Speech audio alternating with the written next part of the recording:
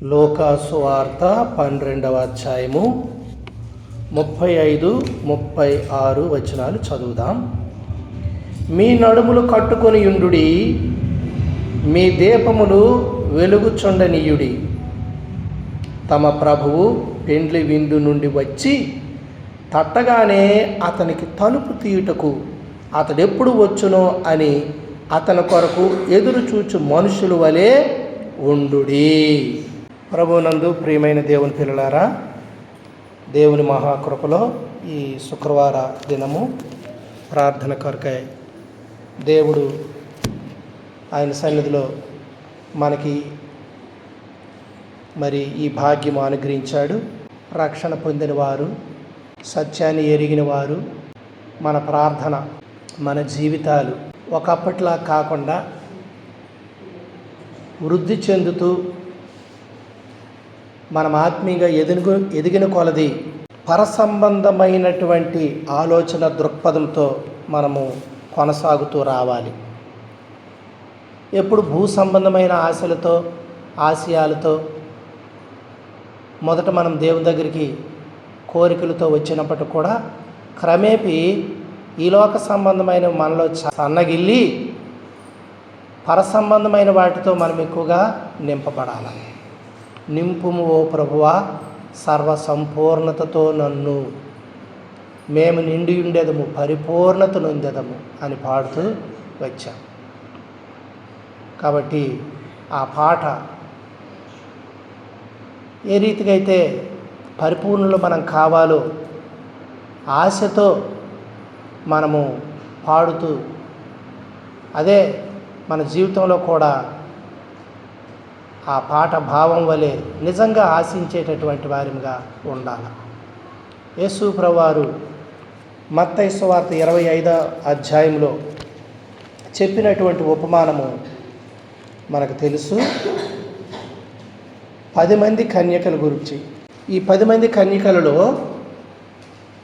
5 బుద్ధి లేని వారైతే 5 బుద్ధి గలవారు. వారి పెండ్లు కుమారుని ఎదుర్కోవడానికి వెళ్ళారు. పెండ్లు కుమారుడు వచ్చేసరికి దివిటీలు వెలిగించి ఆ యొక్క పెండ్లు కుమారుని ఆ యొక్క పెండ్లి ఇంటికి పెండ్లు కుమారుడు వచ్చినప్పుడు తన ఇంటికి ఈ దివిటీలు వెలిగించి తీసుకొని వెళ్ళాల కన్యకలు. అయితే పెండ్లు కుమారుడు ఆలస్యమైనందున వారు కునికి నిద్రించుచుండిరి అని 5వ వచనంలో రాయబడింది. పెండ్లి కుమారుడు ఆలస్యము చేయగా వారందరూ కునికి నిద్రించుచుండిరి. ఎందుకు ఆలస్యం చేశాడు పెండ్లి కుమారుడు, త్వరగా రాలేదంటే బుద్ధి లేకుండా ఇంకా 5 అందులో ఉన్నారు. అంటే దివిటీలు అయితే ఉన్నాయి కానీ నూనె లేదు, నూనె సంపాదించుకోలేదు. ఈ ఆలస్యంలో అయినా ఇంత టైం ఇచ్చాడు, ఆ ఆలస్యంలో వెళ్ళి నూనె కొనుక్కొని తెచ్చుకుంటే బాగుండు కానీ అందరూ కునికి నిద్రించడము మొదలుపెట్టారు. ఈ లోక పరిస్థితులు అలాగే ఉంటాయి. ఆత్మీయంగా తిరిగి జన్మించిన తర్వాత కూడా మెలుకు లేకుండా, ప్రభువు కొరకు కనిపెట్టకుండా, సిద్ధపడకుండా మన జీవితాలు ఇలాగే గడిపేస్తూ ఉంటాం. మొదట ఇంకొక పాట పాడాం, ఆత్మదీపమును వెలిగించు యేసు ప్రభు. వెలిగించాడు. అయితే వెలిగించినవి నిరంతరము వెలగాలంటే నూనె అవసరం. వెలిగించిన దీపాలు నిరంతరము వెలగాలంటే నూనె అవసరం. దేవుని వాక్యములో లేవీకాండం 24వ అధ్యాయం చూడండి. అక్కడ దేవుని సన్నిధిలో నిత్యము దీపము వెలగాలి అని దేవుడు మోషేకి ఆజ్ఞాపించాడు. చదవండి మొదటి వచనం నుండి. మరియు యెహోవా మోషేకు ఎలాగ సెలవిచ్చెను, దీపము నిత్యము వెలుగుచుండునట్లు ప్రదీపము కొరకు దంచి తీసిన అచ్చమైన ఒలీవ నూనె తేవలనని ఇశ్రాయేలీయులకు ఆజ్ఞాపించుము. ఏ నూనె పెడితే ఆ నూనె తీసుకొని రావడానికి వీల్లేదు. దేవుని సన్నిధిలో దంచి తీయబడినటువంటి అచ్చమైనటువంటి ఒలీవ నూనె తేవాలి. ఒకప్పుడు మనకి నూనె ఆడించడానికి గానుగులు ఉండేవి. ఇప్పుడు అన్నీ యంత్రాల ద్వారానే అవుతూ ఉన్నాయి. దంచి తీసిన అచ్చమైన ఒలీవ నూనె, ఏ కల్తీ ఉండకూడదు. కాబట్టి ప్రియమైనటువంటి దేవుని పిల్లారా, అంటే అన్ని నూనెలో ఏమైపోతున్నాయి, ఏవో కలుపుతున్నారు. అచ్చమైన నూనె, ఒలీవ నూనె కావాలి. దేవుని సన్నిధిలో దీపము నిత్యము వెలుగుచున్నారు. అందుకే మనం చదివిన 12వ అధ్యాయంలో ఎక్కడ, లూకా సువార్త 35వ వచనంలో వ్రాయబడిన మాట ఏమిటంటే, మీ దీపములు నిత్యము వెలుగుచుండనీయుడి. దేవుడు నిన్ను రక్షించాడు, నీ చీకటిని పోగొట్టాడు, నిన్ను వెలిగించాడు. కాబట్టి ప్రియమైనటువంటి దేవుని పిల్లారా, మనము వెలగాలి. మత్తయి సువార్త 5వ అధ్యాయము 16వ వచనములో ప్రభువు చెబుతూ, మీరు మనుషులు మీ సత్క్రియలు చూచి పరలోకమందున్న మీ తండ్రిని మహిమపరిచినట్లు వారి ఎదుట మీ వెలుగు ప్రకాశించాలా. మీరు లోకమునకు వెలుగై ఉన్నారు అని ఆ 5వ అధ్యాయంలోనే ప్రభువు చెప్పాడు. కాబట్టి ప్రియమైనటువంటి దేవుని పిల్లలారా, 14వ వచనంలో మీరు లోకమునకు వెలుగై ఉన్నారు అని చెబుతూ, 16వ వచనంలో మనుష్యులు మీ సత్క్రియలు చూచి పరలోకమందున మీ తండ్రిని మహిమపరచునట్లుగా వారి ఎదుటి మీ వెలుగు ప్రకాశింపనీయుడి. ఒకప్పుడు అంధకార చీకటి మన జీవితం, వెలుగు, పరిశుద్ధత, మంచితనము, నీతి, విశ్వాసము ఇవేమీ లేనటువంటి జీవితాలు. అయితే ప్రభు నిన్ను వెలిగించిన మీదట, నీవు రక్షించబడిన మీదట ఇవేవైనా నీ జీవితంలో కనిపిస్తున్నాయా? ఒక్కసారి జ్ఞాపకం చేసుకో. మీ దీపములు వెలుగుచుండనీయుడి, మీ నడుములు కట్టుకొనియుండుడి, మీ దీపములు వెలుగుచుండనీయుడి అని మనం చదువుకున్నాం. సత్యంలోనికి రావాలా, చీకటిలో నుండి ఆశ్చర్యకరమైన తన వెలుగులోనికి దేవుడు మనల్ని తీసుకొచ్చాడు. పూర్వదినాల్లో వారు ఏ పని చేసినా నడుము కట్టుకునేవారు. సిద్ధపాటు అన్నమాట, సిద్ధపాటు. ఐగుప్తులో నుండి వారు ఆ రాత్రి పులియని ఆ ముద్దలు కట్టుకొని వారు పులియక ముందే పులియను రొట్టెలు చేసుకోవాలట. దేవుడు చెప్పాడు, చేదు కూరతో తినాలి వాటిని, మీ నడుము కట్టుకొని త్వరపడి తిని ఈ ఐగుప్తును దాటి మీరు బయటికి వెళ్ళిపోండి అని దేవుడు చెప్పాడు. అంటే ఆలస్యం చేయకూడదు. లోకము నుండి బయటికి రావడానికి, లోకాశల నుండి బయటికి రావడానికి తడువు చేస్తాం. లోతు భార్య కూడా రావడానికి ఇష్టపడలేదు. లోతు తడువు చేశాడు. దేవదూతలు వారి చేతులు పట్టుకుని ఊరు వెలుపటికి తీసుకొని వెళ్ళిపోతున్నారు. మీ వెనుక చూడొద్దు అని వారికి చెప్పబడింది. అయితే లోతు భార్య వెనుదిరిగి చూచి ఉప్పు స్తంభము అయిపోయింది. లోకం మీద మమకారం, లోకం మీద ఆశ వదులుకోలేరు. కాబట్టి లోకంలో ఉన్నదంతా శరీరాశ, నేత్రాశ, జీవపడంతోనే మనిషి జీవించి బ్రతికి దానికి వచ్చే ప్రతిఫలమైనటువంటి జీతం అక్కడ పొందితే ఏమొస్తుంది? కాబట్టి లోకమును విడిచి మనం వెళ్ళాలా.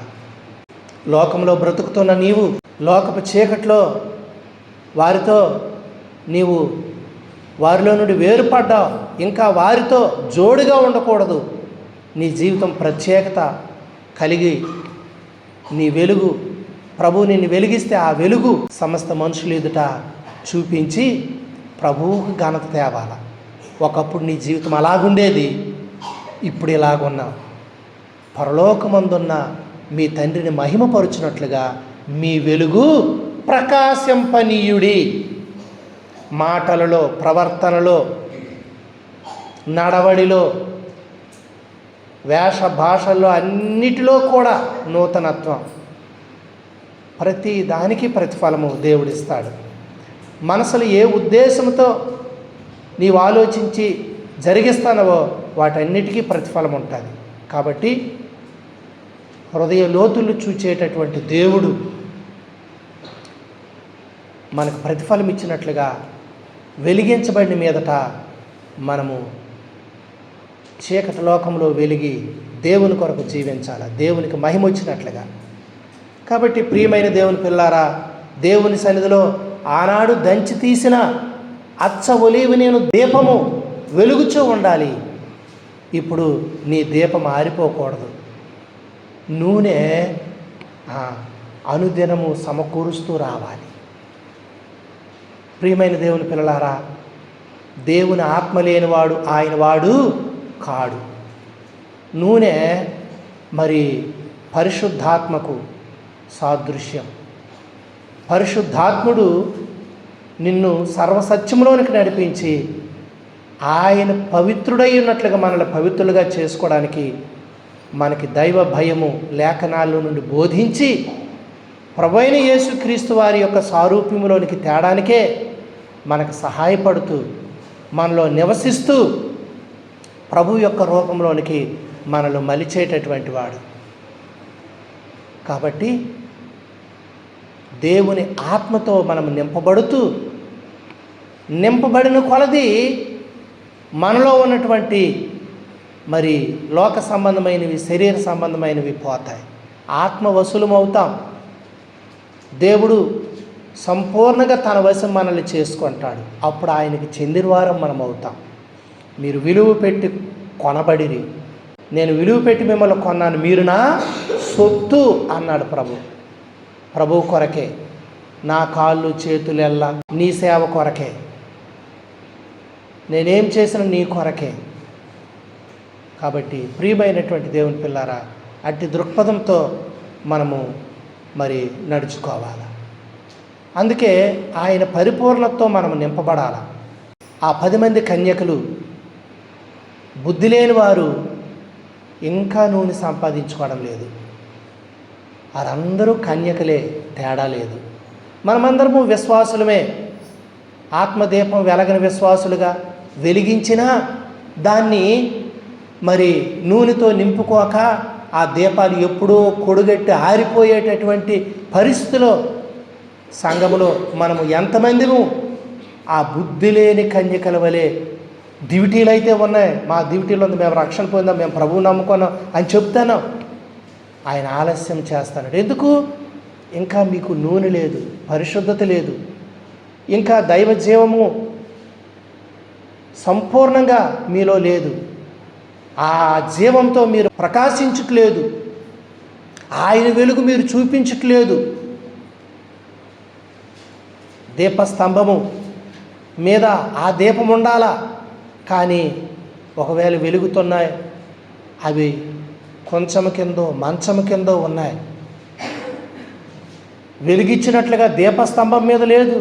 కాబట్టి ప్రియమైన దేవుని పిల్లారా, ప్రభువు వస్తే, పెండ్లి కుమారుడు వస్తే ఆ బుద్ధి లేని దివిటీలు వెలగని వారు విడువబడినట్లుగా ప్రభు అయిన యేసుక్రీస్తు వారు నీకెంత సమయం ఇచ్చి దేవుని కొరకు నీవు జీవించాలని కోరితే ఏమాత్రం పట్టింపు లేకుంటుంటే ప్రభువు వస్తే ఇప్పుడు మనము ఎత్తబడతామా, విడువబడతామా?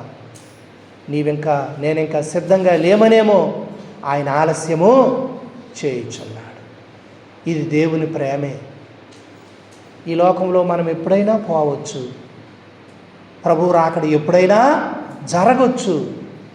నీవు పోకమునుపు ఆయన రాకమునుపు నేడు అను సమయం ఉండగానే మన దీపములు వెలుగుతూ ఉండాలి.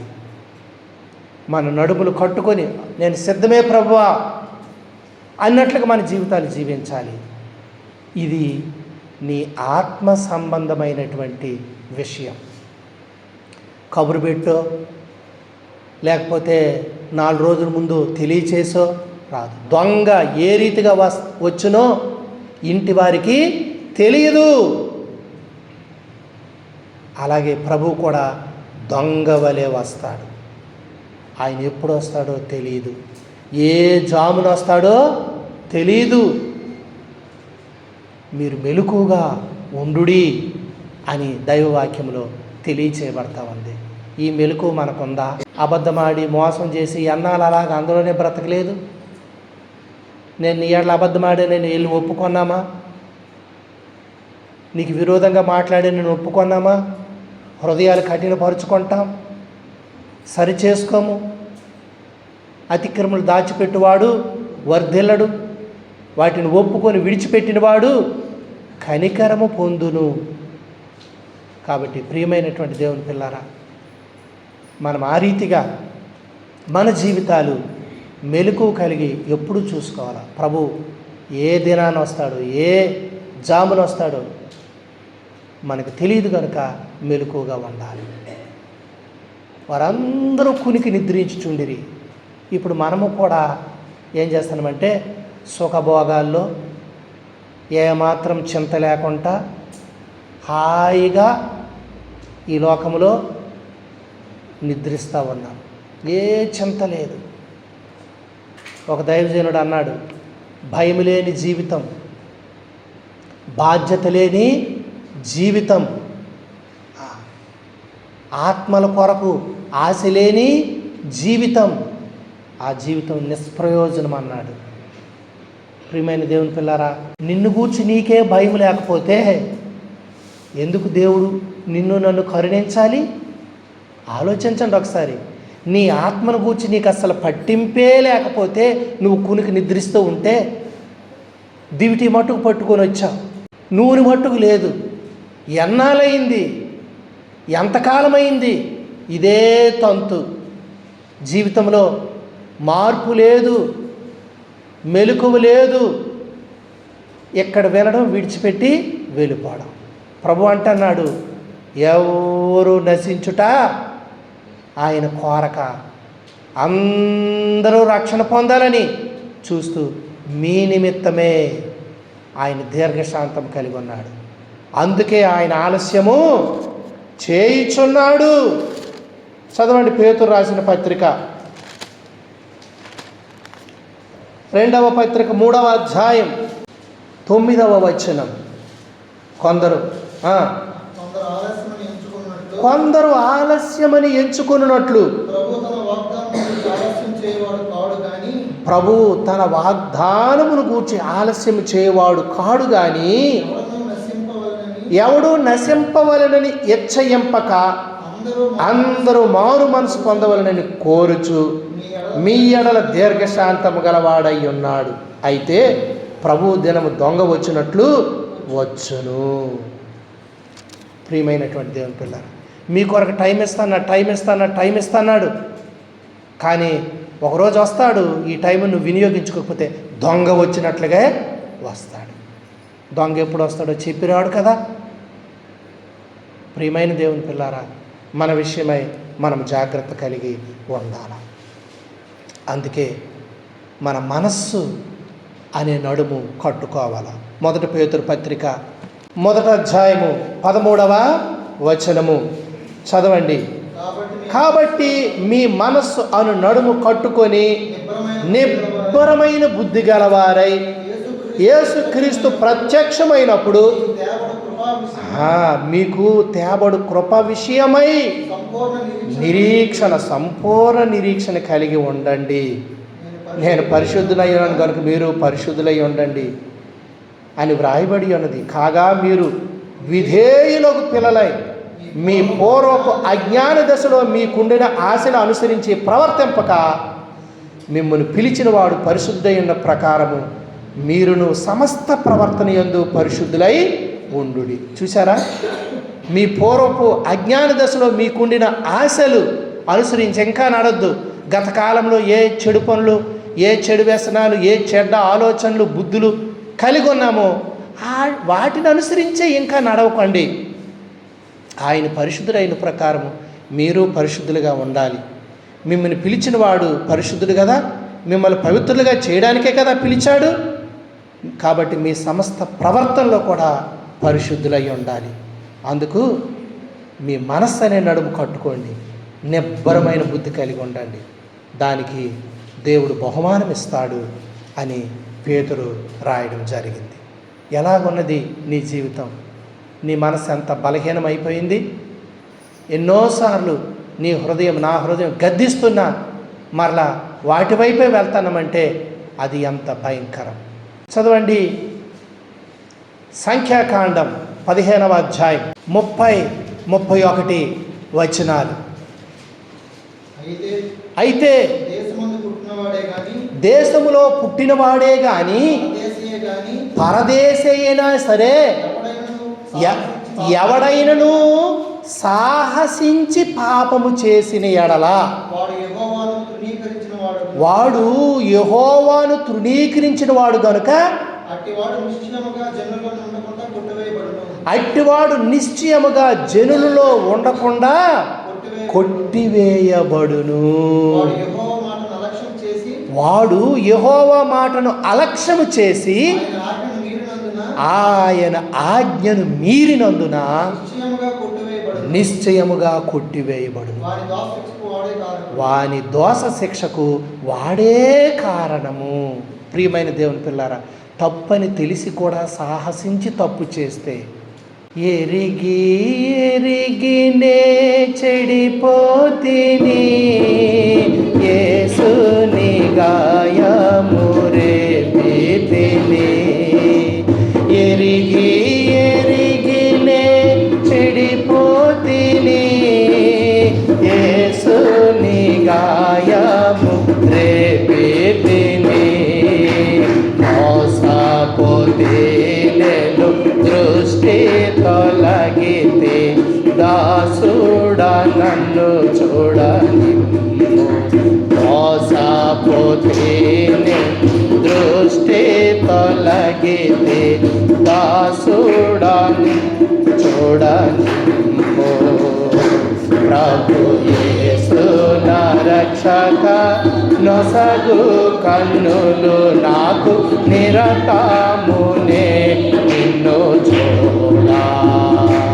ప్రభు యేసు నా రక్షక, నొసగు కన్నులు నాకు నిరతము నే నిన్ను చూడా.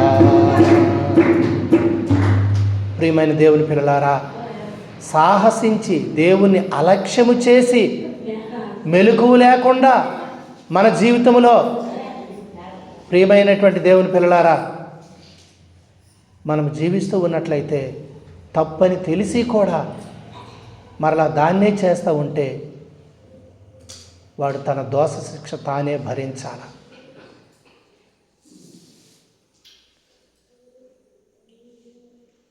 ఇశ్రాయేలీడే కాదు, పరదేశైనా సరే సాహసించి పాపం చేస్తే. కాబట్టి 40లో కూడా వ్రాయబడిన మాట మునుపటి ఆలోచనల కొరకు వ్రాయబడింది. అందులోనే 15 సంఖ్యాకాండం జ్ఞాపకము చేసుకొని మునుపటి వలె కోరిన వాటిని బట్టి, చూచిన వాటిని బట్టి వ్యభిచరింపక దాన్ని చూచి యెహోవా ఆజ్ఞలన్నిటినీ జ్ఞాపకం చేసుకొని వాటిని అనుసరించుటకై. ఏమిటి? వారి వస్త్రాల కాట నీలి సూత్రము, ఆ అంచులకి నీలి సూత్రము 38లో వ్రాయబడింది. 15వ అధ్యాయం 38లో వారి వస్త్రానికి నీలి సూత్రం ఉండాలట, అది కుచ్చుగా. అలా నడుస్తూ ఉంటే ఆ నీలి సూత్రము ఆ క్రిందన ఉంటుంది, అంచులకు ఉంటుంది, వాళ్ళు నడుస్తూ ఉంటారు. అంటే ఈ భూమి మీద నడిచే ఈ నడత నీ మునుపటి దురాశలు అనుసరించి కాదు, కానీ ఇప్పుడు ఆ నీలి సూత్రం ఏం చెప్తుందంటే పరలోక దేవుని చిత్త ప్రకారము నీవు జీవించాల, ఆయన సంకల్పాన్ని అనుసరించి నీవు బ్రతకాల. అందుకే అది మీకు మీ వస్త్రానికి మరి అంచులకి ఆ నీలి సూత్రము తగిలించాల. మునుపటి వాటిని బట్టి మీకున్నటువంటి దురాశలు అనుసరించి నడవకూడదు అని అక్కడ వ్రాయబడతా వస్తూ ఉంది. ప్రియమైన దేవుని పిల్లలారా, సాహసిస్తాం, పాపము చేస్తాం, మునుపటి ఆ భ్రష్టత్వాన్ని అనుసరించి మనం నడుచుకోకుండా ఉండడానికే ఆ నీలి సూత్రం. అంటే ఈ భూమి మీద నీవు బ్రతికిన బ్రతుకు ఈ దురాశలను అనుసరించి కాదు, నీకు విడుదలిచ్చి నిన్ను వెలిగించిన మరి నీ ప్రభు పరిశుద్ధుడు కనుక నీ నడుము కట్టుకొని మీ మనస్సు నిలుపుకొని అట్టి చెడ్డవాటి వైపు మీరు వెళ్ళిపోకుండా మరి ఆయన మార్గంలో నడుచున్నట్లుగా ఈ నీలి సూత్రం మీకు ఉండాలి. పరలోక సంకల్ప ప్రకారం మీరు నడుచుకోవాలి. ఇది దేవుడు కోరుతా ఉన్నాడు. పరిశుద్ధులగుటయే మీకు ఫలము, దాని అంతము నిత్య జీవము అని వాక్యం చెప్తా ఉంది. పరిశుద్ధులు అవడమే నీకు ఫలము. ఈ జీవితంలో వ్యవసాయం చేసి కష్టపడి ఫలాన్ని సంపాదిస్తున్నాం కదా, అదేది రాదు కదా, క్షణికమైంది అది. ఈ లోకం కొరకే అది. ఈ లోకం దాటితే అది పనికిరాదు. అయితే ప్రియమైనటువంటి దేవుని పిల్లారా, పరిశుద్ధులు ఒకటే మీకు ఫలము, దాని అంతమే నిత్య జీవం. అయితే నీవు పరిశుద్ధతను సమకూర్చుకోవాలా, ప్రభువుకు తగినట్లుగా, ఆయన పరిశుద్ధుడైనట్లుగా సమస్త ప్రవర్తన యందు కూడా పరిశుద్ధులై ఉండాల. అది దేవుడు మరి కోరుతూ ఉన్నటువంటి వాడిగా ఉన్నాడు. ప్రియమైనటువంటి దేవుని పిల్లలారా, అందుకే మన దీపము నిత్యము వెలగాల. మనము ఆయన పరిశుద్ధతలో పరిపూర్ణం కావాలా. దేవుడు అదే కోరతా ఉన్నాడు. అంతేకాదు, వెలిగిని నీలో ఏ చీకటి లేకుండా, ఏ భాగము చీకటి కాకుండా దీపపు కాంతి వెలిగినప్పుడు ఎలాగైతే ఇల్లంతా వెలుగుమయమై ఉంటుందో, నీ లోపల చీకటి ఎక్కడ దాగి ఉండకూడదు.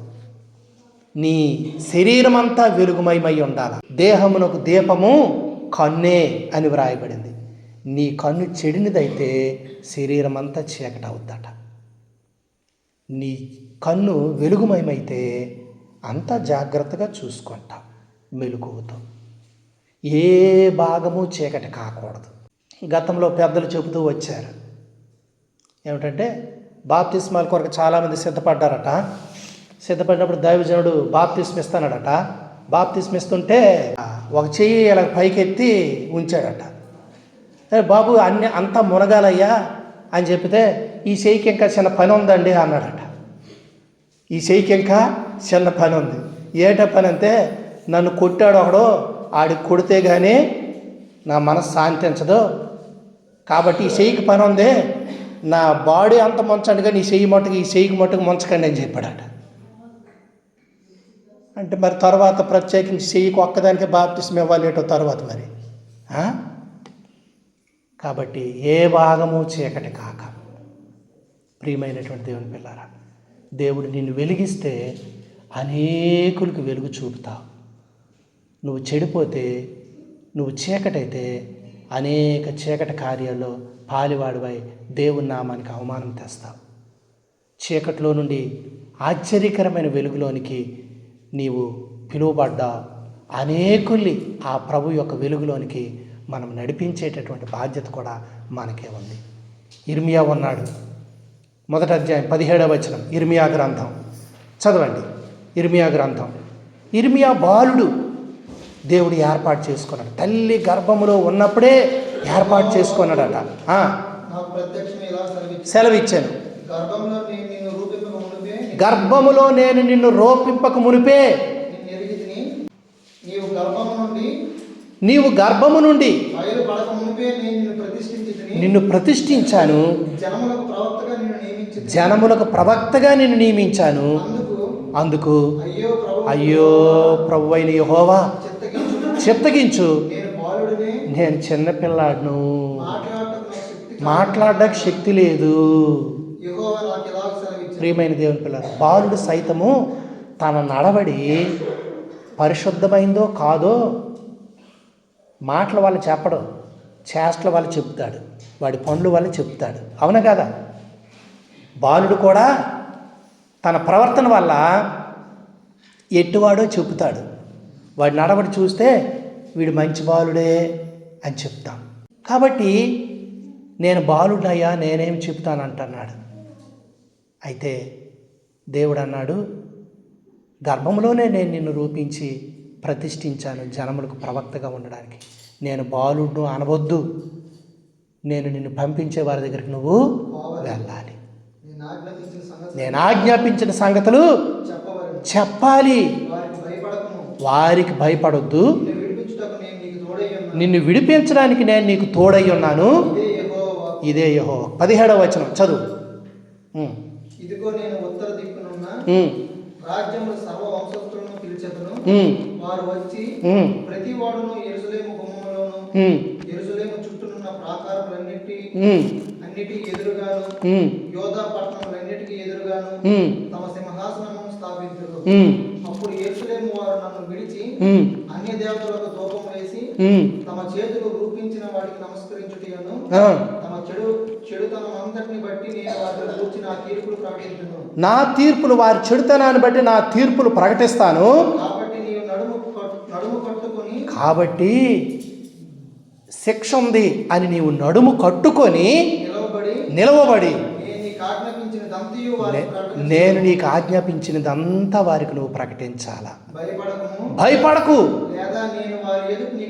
లేదా వారంటే నీకు నేను భయం పుట్టిస్తాను. నువ్వు భయపడకుండా చెప్తే నువ్వంటే వాళ్ళు భయపడతారు. ఇప్పుడు రక్షించబడిన మనము మన సమాజం మధ్య, మన బంధువుల మధ్య ఉన్నప్పుడు ప్రభు రాకడ వస్తుంది, పాప క్షమాపణ పొందండి, ప్రభువుని నమ్ముకోండి అని మనం చెప్పాలా. చెప్తే వాళ్ళు ఏంటంటారు అని భయపడితే వాళ్ళ నుండి నిజంగా నీకు భయం వస్తుంది. నువ్వు చెప్తే నువ్వంటే వాళ్ళు భయపడతారు. కాబట్టి మనము దేవుని కొరకు, ప్రియమైనటువంటి దేవుని పిల్లలారా, సిద్ధపడి నడుము కట్టుకున్నట్లుగా ఇతరులకు సువార్త చెప్పడానికి కూడా, సాక్ష్యం ఇవ్వడానికి కూడా, ప్రభువును ప్రకటించడానికి కూడా వెలిగించబడిన మీదట ఇది మన బాధ్యత అయి ఉన్నది.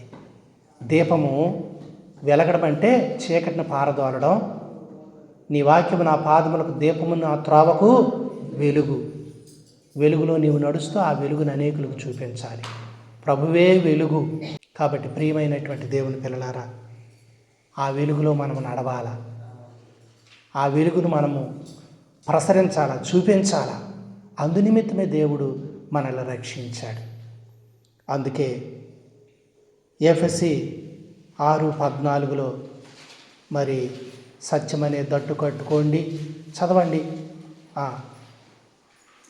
ఎఫెసీ 6:50 అనగా మీ నడుముకు సత్యమనే దట్టి కట్టుకోండి, నీతి అనే మైమరువు తొడుక్కోండి, పాదాలకు సమాధాన సువార్త వలనైన సిద్ధ మనస్సు అనే జోడు తొడుక్కొని నిలువబడుడి.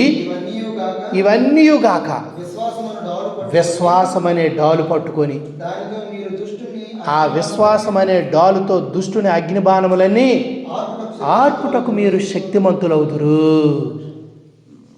కాబట్టి రక్షణ అనే శిరస్త్రాణము, దేవుని వాక్యం అనే ఆత్మ ఖడ్గము ధరించుకొనుడి. ప్రియమైనటువంటి దేవుని పిల్లారా, ఒక సైనికునిలాగా ఇవన్నీ కూడా ఒక విశ్వాసి ఈ లోకాన్ని జయించాల, అపవాదిని జయించాల. కాబట్టి దుర్నీతి ఏలింది, ఇప్పుడు నీతి మనల్ని ఏలాల. దుర్నీతి చేత సత్యమును అడ్డగించు. ప్రతి చెడు పని మీదకి దేవుని ఉగ్రత తీర్పు వస్తానది. ప్రియమైనటువంటి దేవుని పిల్లారా, సత్యమనే దట్టి కట్టుకోవాలా, మీ నడుములు కట్టుకోండి, మీ దీపము వెలగనివ్వండి, ముందుకు వెళ్ళండి. ఆ 10 మంది కన్యకల్లో 5 ఇదిగో పెండ్లు కుమారుడు 6వ వచనంలో రాయబడింది. మత్తయి సువార్త 25 6వ వచనం. 5వ వచనంలో వాళ్ళందరూ కునికి నిద్రిస్తూ ఉన్నారు. ఎంత టైం ఇచ్చినా వారు నూనె తెచ్చుకోలేదు, కునికి నిద్రిస్తూ ఉన్నారు. అయితే బుద్ధి గలవారు వారి దివిటీలు వెలిగిస్తే వెలిగాయి. బుద్ధి లేని వారు నూనె లేదు కదా మరి వెలగలేదు, అవి వెలగడం లేదు, మీ నూనెలో కొంచెం మాకివ్వండి అంటున్నారు. నీ డబ్బులు ఇవ్వగలవు, నీ ఆస్తి రాసేయగలవు, నీ విశ్వాసము భక్తిలో నీ పిల్లాడికి నువ్వే వాటా ఇవ్వలేవు. నీ నీతి నీకే. నా జీవము తోడు వారు తమనైనా తమ కుటుంబాన్నైనా తమ పిల్లలైనా రక్షించుకోలేరు. ఎవరి నీతిని బట్టి వాళ్ళే రక్షించుకుంటారు. కాబట్టి ప్రియమైన దేవుని పిల్లారా, నీవన్నీ ఎరువివ్వగలవు, ఇతరులకి అప్పు ఇవ్వగలవు, పోనీ సరేలే దానం చేయగలవు, తీసుకో అని చెప్పగలవు. కానీ నీ విశ్వాసము నీ నీతి ఇంకొకరికి ఇవ్వబడదు. అది నీకే చెందుతుంది, నీకే దొక్కుతుంది. ప్రభువు నిన్ను నీతిగా తీర్చాడు. నీ విశ్వాసం వృద్ధి చేసుకో, సత్యములో నిన్ను నీవు కట్టుకో, ప్రేమలో పరిశుద్ధతలో. ఇదే నీకు నిత్యత్వంలో బహుమానం తీసుకొచ్చేవి గనుక వీటి విషయమై మెలకువ కలిగి ఉండు. ఈ సంపాద్యం కొరకై నువ్వు ప్రయాసపడు. ఇవేవీ లేకుండా నీ జీవితంలో కునికి నిద్రిస్తా ఉన్నావా? ఒక విశ్వాసిగా ఉండి ఇదిగో పెండ్లు కుమారుడు అనగా వారందరూ మధ్యరాత్రి అట, అంటే మత్తులై ఉన్నారు. మధ్యరాత్రి ప్రభు రాకడ ముందు కూడా ఆ మధ్యరాత్రి అనుభవమే ఉంటుంది. ఐహిక విచారాలు, ధనభోగాలు, సుఖాలు, నిర్విచారము, ఏ విచారం ఉండదు.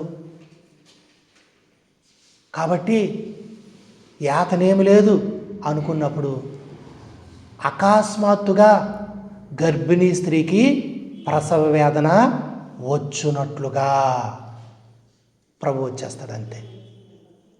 కాబట్టి అప్పుడు ఇదే బుద్ధి లేని కన్యకల వలె మీ నూనెలో మాకు కొంచెం ఇవ్వండి మనం ఎవరిని అడగలేము. ఆయన వచ్చేశాడు పెండ్లి కుమారుడు. 5 దివిటీలే వెలిగాయి. ఈ బుద్ధి లేని వాళ్ళు అడుగుతున్నారు, మాకు మీకు ఇది చాలదు, మీరు అమ్మవారి దగ్గరికి పోయి కొనుక్కోండి అని చెబితే అర్ధరాత్రి వేళ అమ్మవారి దగ్గరికి వాళ్ళు కొనడానికి వెళ్తే ఈ 5 పెండ్లి కుమారుడు వెళ్ళిపోయాడు. అంతటా తలుపు వేయబడెను. చూడండి 25వ అధ్యాయము మత్తయి సువార్త 11వ వచనములో అంతటా తలుపు వేయబడెను. ఆ తరువాత తక్కిన కన్యకలు వచ్చి అయ్యా అయ్యా మాకు తలుపు తీయమని అడుగగా అతడు మిమ్ము నెరుగునని మీతో నిశ్చయముగా చెప్పుచున్నాను, ఆ దినమైనను గడి అయినను మీకు తెలియదు కనుక మెలకువగా ఉండుడి. ప్రియమైనటువంటి దేవుని పిల్ల, మనకు తెలియదు ఏ దినాన్ని వస్తాడు. మత్తయి సువార్త 24వ అధ్యాయము 42వ వచనాన్ని కూడా మనము చదువుతాం. చూడండి, కావున ఏ దినమున మీ ప్రభువు వచ్చునో మీకు తెలియదు కనుక మెలకువగా ఉండుడి. ఏ జామును దొంగ వచ్చునో ఇంటి యజమానునికి తెలిసి ఉండిని ఎల్లా అతడు మెలకువగా ఉండి తన ఇంటికి కన్నము వేయనీయుడని మీరు ఎరుగుదురు. మీరు అనుకొనని గడియలో మనిషి కుమారుడు వచ్చును గనుక మీరును సిద్ధముగా ఉండుడి. ఆ సమయంలో ఇద్దరు మరి తిరగలి విసురుతుంటారట. ఒక్కరు కొనుక్కోబడతారట, ఒక్కరు ఉండిపోతారట. అంటే వారి దీపం వెలగలేదనమాట. ఒకే మంచం ఇద్దరు పడుకుంటారు, ఒకరు ఎత్తబడతారట, ఒకరు విడువబడతారట. ఎంత భయంకరం! ఆ రీతిగా మీరు మెలకువగా ఉండాలని దైవవాక్యంలో చెప్పబడతా ఉంది. అందుకే మరి నడుము కట్టుకొని మన దీపము వెలుగుతూ ప్రభువు ఎప్పుడొచ్చినా మనం సిద్ధపడాలి.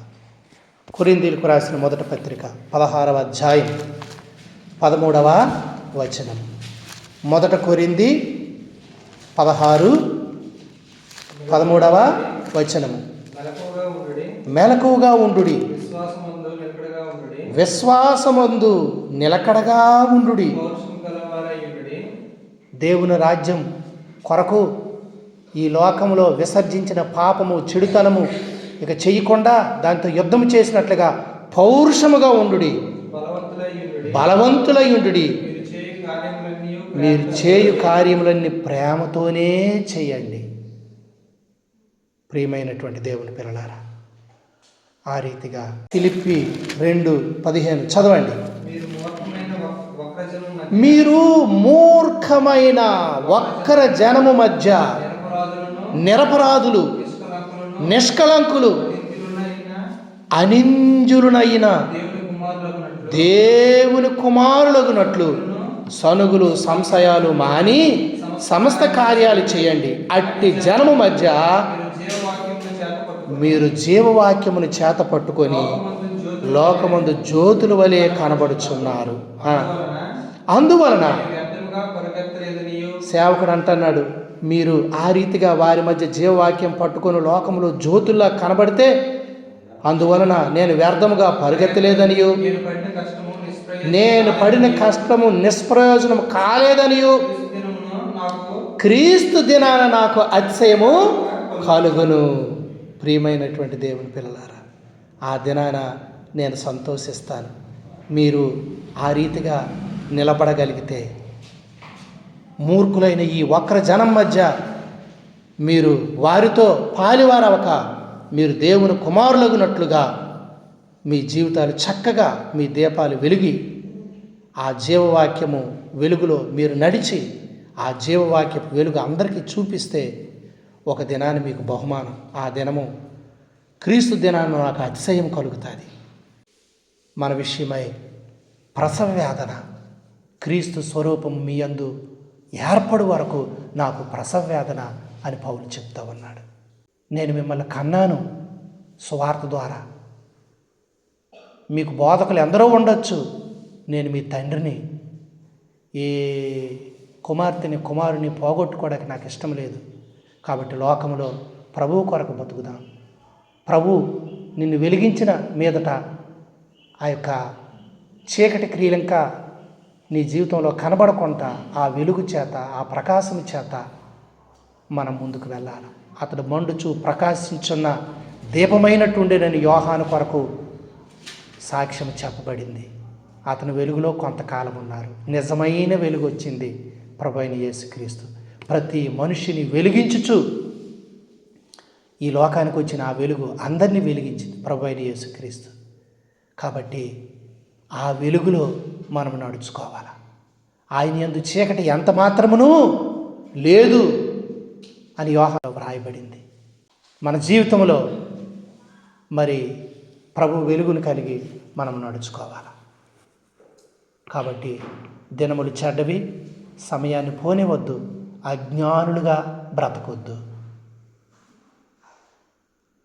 బుద్ధిగల కన్యకల వలె దివిటీలతో పాటు నూనెను కూడా సమకూర్చుకొని ప్రభు రాకడ కొరకు మనం సిద్ధపడాలి. సమయమును పోనీయక సద్వినియోగం చేసుకొచ్చు అజ్ఞానుల వలె కాక జ్ఞానుల వలె నడుచుకున్నట్లు ఇందు మూలముగా దేవుని చిత్తమేదో మరి తెలుసుకొని ఆ ప్రకారము చేయండి. మరియు మద్యముతో మత్తులై ఉండదు, దానిలో దుర్వ్యాపారం కలదు. అయితే ఆత్మపూర్ణులై ఉండుడి. ఆ 18 చివరిలో అయితే ఆత్మపూర్ణులై ఉండుడి, ఒకరినొకడు కీర్తనలతోనూ సంగీతంతోనూ ఆత్మ సంబంధమైన పాటలతోనూ హెచ్చరించుచు మీ హృదయములో ప్రభువును గూర్చి పాడుచు కీర్తించుచు మన ప్రభువు అయిన యేసుక్రీస్తు పేరిట సమస్తమును గూర్చి తండ్రి అని దేవునికి ఎల్లప్పుడూ కృతజ్ఞతాస్తులు చెల్లించుచు క్రీస్తునందల భయముతో ఒకరికొకడు లోబడి ఉండుడి. ప్రియమైన దేవుని పిల్లారా, జాగ్రత్తగా క్రీస్తు మనస్సు మనం కలిగి వినయముతో, విధేయతతో, విశ్వాసముతో, నీతితో, ప్రేమతో ప్రభు రాకడ కొరకు సిద్ధపడాలి. మన జీవితాలు పరీక్షించుకొని, ప్రభువా నాకు మెలకువ లేకుండా ఆ బుద్ధిహీనులైన ఆ కన్యకలుగానే ఉన్నాను తండ్రి. నీ వాక్యం ద్వారా నాతో మాట్లాడుతూ వచ్చావు. నా నడుము కట్టుకుంటాను, నా దీపము వెలుగునట్లుగా మెలకువ కలిగి ఉంటాను. నీ పరిశుద్ధాత్మతో నన్ను నింపు ప్రభువా. నాయన నీ నీతితో, నీ పరిశుద్ధ విశ్వాసంతో, నీ సాత్వికంతో, నీ మంచితనంతో నన్ను నింపుము ఓ ప్రభువా. సర్వ సంపూర్ణతతో నన్ను మేము నిండి ఉండేదము, పరిపూర్ణత నుండెదము. అప్పుడే మనకు ఫలము. కాబట్టి నువ్వు ఏ జీవితాన్ని ఆశిస్తావు? ఇంకా వెలిగింపబడిన మీదట, వెలిగింపక మునుపు నీ దురాశలు అనుసరించి ఇంకా బ్రతికి శిక్షకు పాత్రుడు అవుతావా? నిన్ను వెలిగించిన దేవుడికి తగినట్లుగా ఆయన వెలుగులో నడుస్తూ అంధకార క్రియల్లో పాలివాడు కాక, పూర్వపు అజ్ఞాన దశలో ఉన్న ఆశల్ని విసర్జించి రోషం కలిగి, పౌరుషం కలిగి ప్రభు కొరకు జీవిస్తే, నడుము కట్టుకొని నీవు కూడా ఇర్మియా వలె వారికి చెప్పు, ఉగ్రత వస్తుంది, శిక్ష వస్తుంది చెప్పు, వారికి ప్రకటించు. సువార్తకు లోబడిన వారి గతి ఏమవుతుంది? నీతిమంతుడే రక్షించబట్టు దుర్లభమైతే అని బైబిల్లో ఉంది. కాబట్టి ఇన్ని మాటలు వింటున్నటువంటి నీవే రక్షణ పొందకపోతే, దేవుని మందిరానికి రాని, దేవుని వాక్యం తెలియని వాళ్ళు ఎక్కడికి వెళ్తారు? వాళ్ళ గతి ఏమిటి? వాళ్ళందరినీ దేవుని తట్టు తిప్పే బాధ్యత నీ మీద లేదా? దేవుడు నిన్ను నన్ను అడుగుతాడు. వారికి తెలియదు, వారు సందేహిస్తారు, వారు సంశయిస్తారు, వారు వినరు. వినినా వినకపోయినా వారికి ప్రకటించాలా, వారిని దేవుని దగ్గరికి నడిపించాలా. ఒక్కొక్క ఆత్మను మనము ప్రభు దగ్గరికి నడిపించాలి. అదే రేపు ప్రభు సింహాసనం దగ్గర మనకు జీతం. కాబట్టి ముందు మనము నడుము కట్టుకోవాలా, మనం మెలకువ కలిగి ఉండాలా, మన దీపాలు వెలుగుతూ ఉండాలా. ప్రభు వచ్చినప్పుడు ఎత్తబడ్డానికి మనం సిద్ధపడాలా. ఆ సిద్ధపాటు నీకుంటేనే నీవు ఇంకెవరినైనా సిద్ధపరచగలవు. కాబట్టి నీవు సిద్ధపడమే కాదు, అనేకులు సిద్ధపరిచేలాగున నిన్ను, నన్ను, మనల్ని అందరినీ, సంఘాన్ని దేవుడు చేయునుగాక. ఆమేన్. మోకరించండి, ప్రార్థన చేసుకుందాం.